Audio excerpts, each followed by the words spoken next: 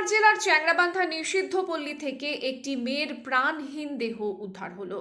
মেয়ের মৃত্যু স্বাভাবিক নয়, এই মর্মে বৃহস্পতিবার মেখলিগঞ্জ থানায় লিখিত অভিযোগ দায়ের করা হয়েছে। মেয়ের বাবা দাউদ আলী মণ্ডলের বাড়ি উত্তর 24 পরগনার স্বরূপনগর থানা এলাকায়। মেয়ের মৃত্যুর খবর শুনে তিনি ছুটে এসেছেন চ্যাংড়াবান্ধায়। তার অভিযোগ, 21 বছরের মেয়ে জহরা খাতুনকে কাজের প্রলোভন দেখিয়ে দীপক সাহা নামে এক যুবক চ্যাংড়াবান্ধায় নিয়ে আসে।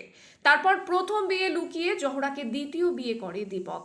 চ্যাংড়াবান্ধার পূর্বপাড়ায় নিষিদ্ধ পল্লীতে ঘর ভাড়া করে তারা থাকতেন। কিন্তু গত 16 জুলাই মেয়ে তাকে ফোন করে জানায় দীপক তাকে প্রচন্ড মারধর করছে। এরপর মেয়ে ঠিক আছে বলে আশ্বস্ত করে দীপক সাহা, কিন্তু তারপর থেকে জহরা, দীপক এবং ভাড়া বাড়ির মালিকের ফোন সুইচ অফ ছিল। পরে তারা জানতে পারেন ওই দিন রাত 12টা নাগাদ মেয়ে জহরাকে নৃশংসভাবে খুন করা হয়েছে। অভিযুক্তের উপযুক্ত শাস্তির দাবি জানিয়ে মেখলিগঞ্জ থানায় এফআইআর দায়ের করেছেন মৃতার বাবা।